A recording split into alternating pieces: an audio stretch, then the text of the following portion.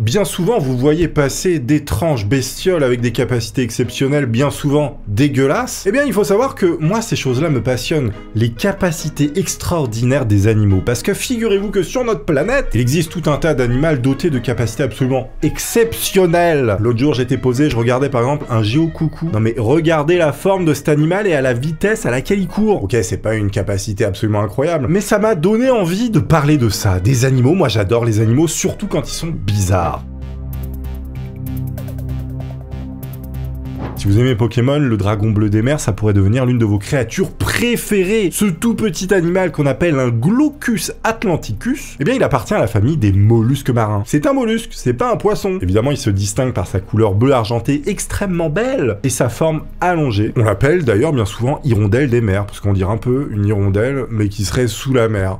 Bon, peut-être. Moi, clairement, ça me fait penser à un dessin fractal. Je sais pas pour vous, mais c'est vrai que c'est un peu ça. Bon, on l'appelle dragon, mais en fait, regardez, il est tout petit, il mesure seulement 3 ou 4 cm. Évidemment, sa ressemblance, elle vient surtout de sa silhouette et pas sa taille. Dès 1805, il y a un naturaliste qui s'appelle Georges Cuvier, qui était fasciné par cet animal, qui l'a décrit comme étant très charmant, avec des formes gracieuses et des couleurs vives. Alors, le Glaucus atlanticus, il a un corps allongé et plat, avec une queue très fine. De chaque côté de son corps, on va trouver des appendices qu'on appelle des cérates, qui vont ressembler à des espèces de doigts tout plats. Ces cérates, ils ont plusieurs fonctions. Ça va aider pour la digestion, le machin digère avec ses doigts, oui, mais aussi à respirer, il respire avec ses doigts, je vais le faire à chaque fois, hein. Et même à se défendre avec ses doigts. Si ce petit animal se sent menacé, il peut se séparer de certains de ses doigts pour échapper à des prédateurs, un peu comme les lézards, qui eux vont perdre leur queue, et d'ailleurs ils ont probablement un ancêtre commun. Cette capacité à perdre sa queue s'appelle l'autotomie. Faut savoir que cet animal a la bouche située sur le ventre. Imaginez ma bouche ici, regardez, c'est un petit peu comme si j'étais comme ça. Bonjour, comment ça va? Il possède également des petites tentacules et deux petites antennes toutes grises qu'on appelle des rhinophores. Cette fois-ci sur la tête, hein, voilà, faut pas exagérer quand même. Le machin respire avec les doigts, il a une bouche au niveau du ventre, faut arrêter. Ces antennes, elles lui permettent de sentir les mouvements dans l'eau, mais aussi les substances chimiques qu'il y a autour de lui. Comme on l'a vu, il vit plutôt à la surface, il flotte même à la surface, le ventre vers le haut, grâce à une petite bulle d'air qu'il garde dans son estomac. Cette position, elle pourrait sembler dangereuse, mais le dragon bleu, c'est un maître du camouflage. Son ventre, qui est de couleur bleue, il va se confondre avec la mer vue d'en haut. Tandis que son dos, qui est gris argenté, il se fond avec les reflets de la surface quand on le regarde d'en bas. Ça évite qu'il y ait des poissons qui arrivent et qui le bouffent puisque on le voit pas. Il va se nourrir de créatures marines venimeuses, comme par exemple des physalis, qu'on appelle également des galères portugaises. En mangeant ces proies venimeuses, le dragon bleu, il va récupérer leurs cellules urticantes et les stocke dans ses cérates, ce qui va le rendre à son tour venimeux, c'est-à-dire qu'il absorbe littéralement le pouvoir de ses ennemis qui mangent. C'est un petit peu comme les peuples qui vont manger l'ennemi qu'ils viennent d'abattre pour absorber son âme et son pouvoir. Alors évidemment, il est très redouté par les baigneurs à cause de ses piqûres extrêmement douloureuses, semblables à l'intensité de celle d'une méduse, et il peut même parfois provoquer des chocs anaphylactiques sévères comme des œdèmes de Queen. C'est-à-dire vous avez la gorge qui commence à enfler comme ça alors que vous êtes en train de nager à 100 mètres. Ce n'est pas bon, vous allez pas flotter, hein, je vous le dis. A noter que ce dragon bleu, il est hermaphrodite et il possède à la fois les organes mâles et femelles. Il y a un truc qui est plutôt marrant, c'est qu'une fois qu'il s'est accouplé avec un autre spécimen, on peut pas dire mâle ou femelle puisqu'ils sont les deux, eh bien les deux vont aller pondre de chaque côté, c'est incroyable quand même. Donc les œufs ils se transforment en petites larves qui, après un certain temps, vont devenir de nouveau dragons bleus. C'est le cycle de la vie, on adore ça. C'est le capitaine Cook qui va les découvrir durant son second voyage. Il continue encore de fasciner les scientifiques, vu son étrangeté. On va le trouver dans les eaux tempérées et tropicales, comme en Australie, en Afrique du Sud, dans le golfe du Mexique et même parfois en Méditerranée. Sur les îles Canaries, on a découvert récemment de nombreux spécimens et vous avez certaines plages qui ont été fermées, car il est protégé. Et d'ailleurs, cette vidéo est faite avec l'aimable participation de ce qu'on peut appeler tout simplement le meilleur navigateur web au monde. Avec Opera, vous avez par exemple un contrôle total sur la musique que vous écoutez en travaillant ou même en dehors du navigateur sur votre bureau. Comme vous pouvez le voir, vous avez 7 choix de streaming possibles disponibles dans Opera: Spotify, Apple Music, YouTube Music, Deezer, Tidal et SoundCloud. Si par exemple vous lancez une vidéo sur Opera, votre playlist de musique va se couper automatiquement pour que vous entendiez le son de votre vidéo que vous voulez écouter. Vous pourrez avec Opera faire une fenêtre flottante avec la vidéo que vous regardez comme ceci. Opera, c'est aussi une customisation de l'apparence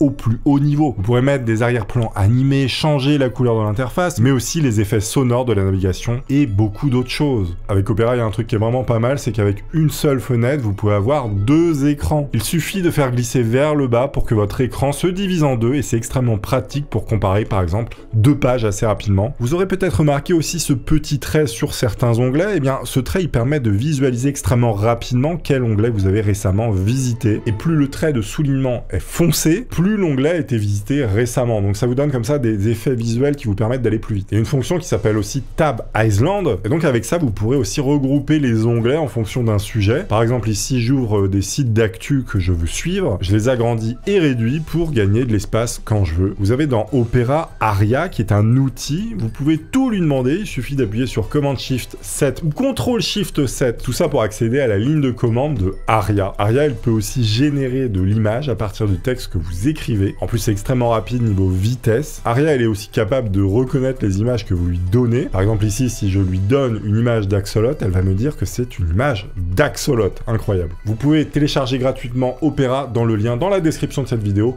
Merci à Opera, merci à vous. Passons maintenant à un nouvel animal que je trouve aussi absolument incroyable, que j'adore. La salamandre tigrée. Figurez-vous qu'on l'appelle communément la grosse salamandre américaine. J'en connais d'autres. Elle est connue sous le nom scientifique de Ambystoma tigrinum, qui est un amphibien absolument impressionnant. Regardez-moi ce morceau, elle est énorme. Elle peut vivre jusqu'à une vingtaine d'années. On va la retrouver dans divers environnements, y compris à des altitudes allant jusqu'à 3600 mètres. Donc cette salamandre est littéralement une montagnarde. Comme ses cousins, les axolotes, elle peut connaître des périodes larvaires prolongées grâce à un phénomène qu'on appelle la néoténie, mais aussi la pédomorphose, ce nom est un peu bizarre mais ça s'appelle comme ça, et l'hétérochronie. La néotonie en fait c'est un phénomène où l'animal il va conserver ses caractéristiques larvaires à l'âge adulte, comme par exemple des branchies tout en restant dans un environnement aquatique. La pédomorphose et l'hétérochronie, c'est des termes pour définir le développement et la croissance de l'animal, permettant à ces créatures de rester sous forme larvaire, et elles vont garder des traits juvéniles en fait plus longtemps que d'autres espèces. D'où le mot, voilà. La salamandre tigrée, c'est l'une des plus grandes salamandres terrestres. Elle atteint une longueur entre 20 et 35 cm et parfois jusqu'à 40 cm pour les formes aquatiques néoténiques. Elle a un corps qui est très volumineux, une tête large avec des yeux petits. Sa couleur, elle va varier, elle est généralement marron, vert, olive ou noir. Alors, le dessous de son abdomen, il est souvent jaune ou vert olive. Évidemment, vous savez, on va en venir avec cette salamandre, ceux qui connaissent, les professionnels des animaux incroyables. Est-ce que vous me le direz en commentaire avant que je le dise? Évidemment, l'une des caractéristiques les plus fascinante de la salamandre tigrée, c'est sa capacité exceptionnelle à régénérer des parties de son corps, même un organe vital, et je crois qu'elle peut même régénérer sa tête, son cerveau. Ça pourrait servir à certains d'entre nous. Elle peut régénérer ses muscles, mais aussi les éléments de son cœur. Il y a une espèce en particulier qui s'appelle l'Ambystoma mexicanum, plus connu sous le nom de axolot. C'est un animal très étudié dans la recherche médicale, évidemment pour la reconstruction de tissus humains, mais aussi pour les lésions cérébrales. Vous imaginez si on arrive à refaire pousser des organes comme ça? Je pense que l'avenir lointain de la médecine, ce sera une fusion entre justement la maîtrise biologique de ça, donc refaire pousser des organes, et la combinaison de la robotique qu'on ferait fusionner avec la biologie pour renforcer tout ça. Connaissez-vous l'Alpheus bellulus? Cet animal qui mesure seulement quelques centimètres est équipé d'une arme absolument redoutable, une pince géante. Alors cette pince, comme vous pouvez voir, elle est beaucoup plus grande que l'autre et elle permet à la crevette de chasser des petits poissons, des crabes et d'autres crustacés. Pourquoi on l'appelle la crevette pistolet? Eh bien on va voir. Cette pince, elle est aussi très utile pour se défendre, parce que lorsqu'un prédateur approche, la crevette pistolet, elle referme sa pince avec une force absolument énorme, qui va créer un jet d'eau puissant qui peut atteindre plus de 100 km/h. L'onde de choc qui est produite, elle est tellement violente qu'elle va étourdir ou même tuer ses ennemis instantanément. De plus, le bruit de cette attaque, il peut dépasser 200 décibels, c'est suffisamment puissant pour perturber des sonars et être l'un des bruits les plus forts de l'océan. C'est pas pour rien qu'on l'appelle le cow-boy des mers. À noter que si jamais elle perd cette pince pour une quelconque raison, eh bien l'autre pince qui est petite, elle va prendre la place et elle va devenir grande. Donc elle remplace sa pince. Et vous avez une petite pince qui commence à pousser à partir du moignon. Donc elle aussi a la capacité de se régénérer comme la salamandre. Cependant, on peut pas tout avoir puisqu'elle a une vue absolument nulle. On peut pas avoir des flingues et bien voir. À un moment donné, la nature a fait des choix. Donc elle a une vue très limitée, mais elle a trouvé une solution astucieuse pour survivre, parce qu'elle vit en symbiose avec un petit poisson qu'on appelle la gobie. Et en partageant son habitat, eh bien la crevette pistolet, elle reçoit une alerte précoce en cas de danger au contact constant avec la gobie. Et ensemble, ils se réfugient rapidement dans leur abri pour se protéger. Est-ce que c'est pas extrêmement mignon? Ton colocataire, c'est une crevette qui a un flingue, quoi. C'est incroyable. La gobie à côté, je pense qu'elle est sourde ainsi, elle a des oreilles. Les poissons ont des oreilles? Réponse en commentaire. Cette petite crevette pistolet, pistolet, elle mange surtout des petits poissons, mais aussi d'autres crevettes et des crabes. Et donc en claquant sa pince, ça va créer une espèce de bulle d'eau qui va imploser, qui génère ce fameux jet d'eau à une vitesse de 30 mètres par seconde. Ça peut littéralement faire éclater la carapace d'un crabe. Et je pense que si vous mettiez votre main, vous pourriez avoir très mal, voire perdre un doigt. Faut savoir que l'implosion de cette bulle d'eau qu'elle va générer avec sa pince, elle peut atteindre une température de 4700 degrés, qui correspond à la chaleur à la surface du soleil. Évidemment, ça dure quelques microsecondes, hein, mais ça monte à cette température. La crevette pourrait quasiment souder, hein, sous l'eau. Il faudrait attraper plein de crevettes comme ça, les synchroniser autour d'un truc, et puis qu'elles fassent tout en même temps ça pour que ça fasse une seule explosion. Et donc ça ferait un système de soudure comme ça animalier. Quand on la voit comme ça, cette petite crevette aussi appelée skill multicolore ou crevette coup de poing, on se dit bon, elle fait pas peur, elle est inoffensive, mais en réalité, c'est l'un des prédateurs les plus redoutables de l'océan. Comme on dit, l'habit ne fait pas le moine. Cette étrange crustacé coloré mesure entre 3 et 18 cm de long. Contrairement à ce que son nom anglais Shark Mantis pourrait laisser penser, la crevette menthe, ce n'est ni une crevette, ni une menthe religieuse. En réalité, la crevette menthe ou Odontodactylus silarus fait partie de la famille des Stomatopoda. C'est un groupe d'animaux aquatiques qui est particulièrement coloré. Sa carapace, elle est verte, sa tête est bleue et ses pattes sont couvertes de poils rouge vif. Elle vit dans les eaux chaudes et tropicales de l'océan Indien et du Pacifique. Il faut savoir qu'en France, on peut en croiser, mais ça reste très rare. Il faut savoir que cette crevette, c'est un prédateur absolument impressionnant avec une carapace très épaisse. Elle peut attaquer des proies en seulement 2,7 millisecondes. Je sais pas si vous vous rendez compte de la vitesse de la crevette. Alors pour vous donner une idée de sa rapidité, un battement de paupières, c'est environ 250 millisecondes. Donc elle est 100 fois plus rapide qu'un battement de paupières. Cette vitesse, elle lui permet d'assommer ses proies et de briser leur carapace. Elle va se nourrir de crabes, de poulpes, d'huîtres et d'autres mollusques. Même les plongeurs s'en méfient parce qu'ils peuvent se prendre un coup par cet animal. Elles sont relativement agressives, donc si jamais vous approchez un petit peu trop près, vous pouvez vous prendre une patate. Tu te prends une patate de crevette dans la gueule, quoi. Incroyable. C'est la honte quand même, un peu. Chaos technique par une langouste, bonjour. Lorsqu'elle frappe, ses coups ils sont tellement rapides qu'ils vont créer des bulles de cavitation, comme l'autre crevette qu'on a vue, c'est-à-dire des petites bulles de vapeur qui vont éclater immédiatement après leur formation. En conséquence, l'eau autour d'elle se chauffe et commence à bouillir. Les ondes de pression générées par l'implosion de ces bulles augmentent la force de l'impact, qui va laisser peu de chance à ses victimes de s'échapper. De plus, la crevette menthe, elle possède la vision en couleur la plus développée du règne animal. Elle a 16 types de cônes récepteurs de couleurs contre seulement 3 pour les humains. Autant vous dire qu'elle voit en 3D tous les jours, hein, y a pas de problème. Elle peut aussi voir la lumière polarisée sous ses deux formes, la forme linéaire et la forme ondulée, et convertir ces formes de lumière. En gros, elle peut te laserifier à 100 mètres, quoi, y a pas de problème. Certains chercheurs affirment même que la skill multicolore, elle pourrait casser les vitres des aquariums. Et en 2009, on a retrouvé une crevette menthe qui s'était échappée d'un aquarium qui a été photographiée à Saint-Malo. Avez-vous déjà entendu parler de l'araignée Ventricosus? Ventricosus? Moi non.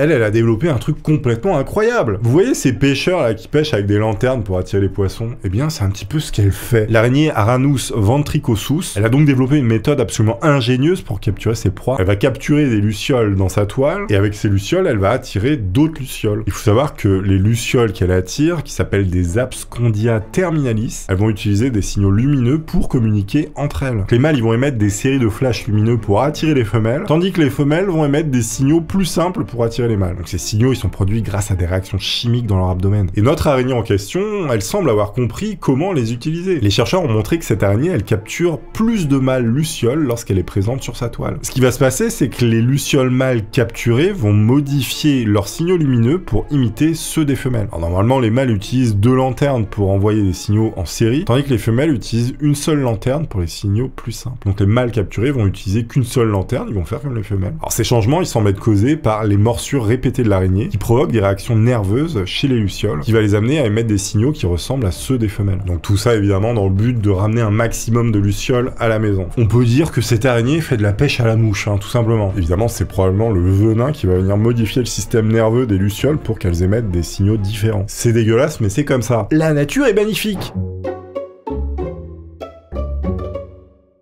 D'ailleurs, en parlant de nature, on pourrait penser qu'un bourdon, c'est un animal totalement banal. Vous vous trompez! Et oui, ils nous entourent un petit peu partout durant l'été, mais on soupçonne pas qu'ils ont des capacités surprenantes. Alors pendant très longtemps, on pensait que la transmission du savoir et de ses compétences, elles étaient réservées aux humains. Il y a des recherches récentes qui ont montré que le bourdon était capable d'enseigner. Il y a des professeurs bourdons. Il y a des maîtresses bourdons, les gars, ça existe. Vous avez une équipe de chercheurs britanniques qui a mené une expérience avec 3 colonies de bourdons. Chacune était composée de plusieurs centaines d'individus. Les bourdons devaient apprendre à pousser un loquet bleu œufs dans une boîte pour débloquer un loquet rouge et obtenir une récompense sucrée. Alors au début, aucun des bourdons évidemment n'a réussi à accomplir la tâche. Ils étaient un petit peu teubés, voilà, il fallait le temps qu'ils apprennent. Ensuite, les chercheurs ont formé 9 bourdons pour qu'ils sachent comment débloquer la récompense. T'es dresseur de bourdons, mon pote. Ils ont observé que certains bourdons, en regardant attentivement ceux qui avaient réussi, ont appris à faire la même chose. Faut savoir que cette capacité à apprendre en observant, on pensait qu'elle était limitée notamment aux singes et aux humains. Aussi à quelques espèces, mais que c'était très rare. Mais les insectes, visiblement, peuvent le faire. C'est un truc qui est absolument incroyable, hein. Je sais pas si vous vous rendez compte de ce que c'est, mais c'est énorme. Moi, j'ai l'image du bourdon qui est là à regarder son pote et à essayer de comprendre comment ça se passe, quoi. C'est fou. Vous avez d'autres insectes comme les fourmis qui élèvent des pucerons ou les abeilles dans leurs ruches qui montrent aussi des comportements un peu similaires. La transmission du savoir, c'est une capacité plus répandue dans le règne animal qu'on ne pensait auparavant. Le bourdon, dont il existe 250 espèces, il est capable de créer des colonies dans des plaines et dans des zones de moyenne montagne. Il va jouer un rôle crucial dans la pollinisation, évidemment. Évidemment, cette espèce, qui est le bourdon, qui est absolument incroyable, hein, Bumblebee en anglais, elle est malheureusement menacée comme beaucoup d'autres. S'il vous plaît, faites attention. Je sais pas si ça va sauver des bourdons, mais on va essayer. Moi, je trouve ça trop mignon, un bourdon. C'est débile, hein, mais je trouve ça mignon. C'est ça vole comme ça, c'est nul. Ça sait pas voler. C'est rigolo. On sait pas si ça va être piqué ou pas. On a toujours la petite crainte. On dit non, c'est un bourdon, t'inquiète pas. Attention, hein. Il va te mordre, mon gars, tu vas rien comprendre. Et figurez-vous que je viens de découvrir que les bourdons, c'était pas que des mâles et qu'il existait même des reines bourdons communs. C'est une espèce qui est largement répandue dans l'est de l'Amérique du Nord, qui a montré une capacité inattendue de survie sous l'eau pendant une semaine lorsqu'elles hibernent. Alors les bourdons savent apprendre à l'école, maintenant il y a pas de problème. Il y a des bourdons femelles, je ne savais pas. Et le machin, il vit sous l'eau. Il est plongeur. Il fait le café aussi, le bourdon, on sait comment. Ce super pouvoir, il a été découvert par hasard lors d'une expérience en laboratoire. Vous avez des rennes en hibernation qui ont été accidentellement immergées dans l'eau, mais elles ont continué à hiberner sans aucun problème. Partons voir maintenant un animal qui a un aspect peu ragoûtant, mais pourtant qui a des capacités incroyables. J'ai nommé le rataupe nu. Le rataupe nu, qui est également connu sous le nom d'hétérocéphale, c'est un rongeur d'Afrique de l'Est, notamment de Somalie, du Kenya, d'Éthiopie, qui a des caractéristiques absolument incroyables, sinon il ne serait pas là. Malgré son apparence un peu dégueulasse, on va pas se mentir, on dirait une coupe. Tout simplement. Sa longévité, donc sa durée de vie, est absolument très grande, surtout pour un mammifère. Quand on voit qu'une souris, ça vit en moyenne 4 ans, les rataupes nus, eux, ils peuvent atteindre une trentaine d'années. On est quasiment sur un x10. Cette longévité, elle est due à leur capacité à éviter les signes de vieillissement biologique. On a noté que leur cerveau et leurs artères vont rester en bonne santé tout au long de leur vie. Par contre, ils ont un aspect ignoble. Quand je vous dis on peut pas tout avoir, on peut pas tout avoir. En outre, ils présentent une sénescence négligeable, ce qui veut dire qu'ils ne montrent pas les symptômes habituels de vieillesse. Ils sont naturellement protégés contre le cancer. On n'a jamais retrouvé un cancer chez ces animaux et en fait, dès qu'on leur inocule, ils disparaissent. Ils n'ont aucune maladie cardiovasculaire, mais aussi de dégénérescence nerveuse. Ils ont une autre caractéristique qui est plutôt étonnante, c'est leur insensibilité à la douleur, ce qui en fait un sujet d'étude précieux pour la compréhension des mécanismes de la douleur. Ils sont capables de survivre 18 minutes sans oxygène, ils peuvent arrêter de respirer comme ça pendant ce laps de temps et revenir à leur état initial sans aucune séquelle. C'est une espèce de tardigrade, mais version rat, quoi, vous voyez. Évidemment, ils se font bouffer toute la journée par des serpents ou des rapaces, on peut pas tout avoir. Celui-là, je l'adore. Je l'adore pourquoi? Parce que il marche sur l'eau et en plus il s'appelle Jésus-Christ. Les lézards sont des reptiles très variés avec environ 6000 espèces dans le monde et la plupart d'entre eux sont plutôt petits. Comme vous le savez, les lézards, pour survivre, ont développé plusieurs stratégies de défense. Le camouflage, il y en a qui peuvent faire tomber leur queue pour échapper à un prédateur, tandis que d'autres, comme notre lézard Jesus Christ, ont décidé de choisir la voie de l'évolution de la course version Usain Bolt. C'est donc le cas du basilic vert ou Basilicus plumifront, plus connu sous le nom de lézard Jésus-Christ ou Lizard Jesus Christ. Il est originaire d'Amérique centrale, il mesure environ 90 cm de long, donc il est grand, queue incluse. On le reconnaît très facilement avec sa couleur verte, ses yeux jaunes brillants et les crêtes que portent les mâles sur la tête, le dos et la queue. Basilic vert passe la plupart de son temps perché dans les arbres, près de l'eau. Quand il voit un danger, qu'est-ce qui se passe? Il va se laisser tomber de la branche, il va se redresser sur ses pattes arrière et se met à courir littéralement sur l'eau. Donc cette étonnante capacité lui vaut le fameux surnom de lézard Jésus-Christ. Pour ceux qui ne savent pas et qui ne connaissent pas les évangiles chrétiennes, on dit que Jésus a marché sur l'eau. Voilà. Faut savoir que cette capacité, elle est extrêmement rare dans le règne animal. La plupart des animaux, y compris les humains, qui tentent de marcher ou courir sur l'eau, finissent par s'enfoncer. Une étude de 2004 qui a révélé que ses pattes vont créer des poches d'air lorsqu'il frappe l'eau. Le lézard utilise ses poches pour se soutenir et rester à la surface. Avec un poids d'environ 200 grammes à l'âge adulte et des grands pieds, plutôt des grandes pattes, cette technique est extrêmement efficace tant qu'il maintient une certaine vitesse. Il a été observé que le basilic, il peut courir sur l'eau à une vitesse allant jusqu'à 10 km/h km/h, et tout ça sur plusieurs mètres. Alors si c'est un petit peu plus long que prévu, il va se mettre littéralement à nager pour continuer sa fuite. Le machin, il fait du biathlon, quoi. Du triathlon, même. Ah non, biathlon, il y en a deux. Évidemment, il y a des chercheurs qui se sont posés la question... Quelle vitesse devrait avoir un humain pour faire comme le lézard Jésus-Christ, c'est-à-dire marcher sur l'eau? Pour un humain d'environ 80 kg, il faudrait courir à environ 110 km/h avec une surface de pied moyenne. Et donc il faudrait que nos muscles soient 15 fois plus gros pour réussir à courir à cette vitesse. Autant vous dire qu'on ressemblerait à rien. Par contre, on marcherait sur l'eau. Je pense qu'on flotterait même. Ça se trouve, Jésus était hyper balèze et il pouvait courir à 110, quoi, on sait pas.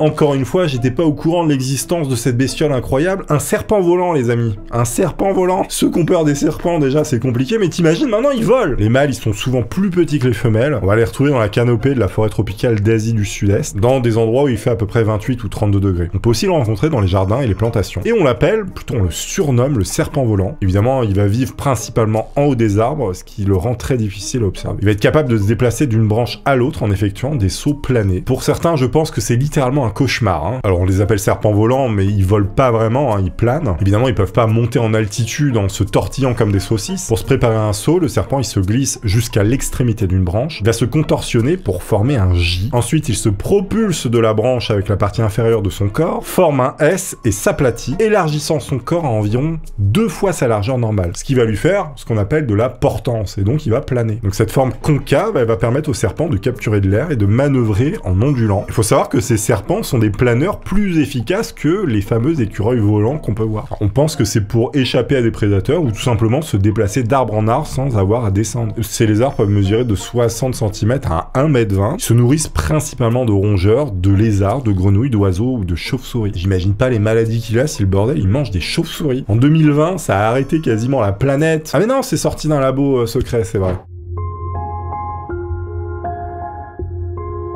On l'appelle aussi le Wolverine des amphibiens. J'adore ça. Les chasseurs camerounais savent mieux que personne qu'il vaut mieux se méfier de ce petit amphibien poilu qui mesure une dizaine de centimètres et qui semble, comme ça, totalement inoffensif. Alors pour capturer cet animal, ils vont pas hésiter à utiliser des lances et des machettes. Pourquoi tant de violence face à une petite bestiole? Eh bien cette grenouille a une capacité de défense absolument surprenante, des griffes cachées sous sa peau. C'est dégueulasse. Qui a vu Tis? Levez la main. N'allez pas voir. C'est horrible. La Trichobatrachus robustus, comme on l'appelle, ou grenouille poilue, elle va tirer son nom des excroissances ressemblant à des poils que les mâles développent sur leurs cuisses et leurs flancs pendant la période de reproduction. Donc ces excroissances ne sont pas de vrais poils, mais des zones de peau très richement vascularisées. Elles permettent à la grenouille d'échanger davantage d'oxygène avec l'eau autour d'elle. Et grâce à ça, les mâles ils peuvent rester plus longtemps sous l'eau pour surveiller leurs œufs. Les scientifiques qui ont étudié cette grenouille la surnomment Horror Frog, littéralement la grenouille qui fait peur, la grenouille de l'horreur. Lorsqu'un prédateur l'attaque, elle casse volontairement les os des extrémités de ses pattes arrière, il va percer sa propre peau avec des os pointus situés dans ses orteils. Je suis moi-même choqué de ce que je viens de lire.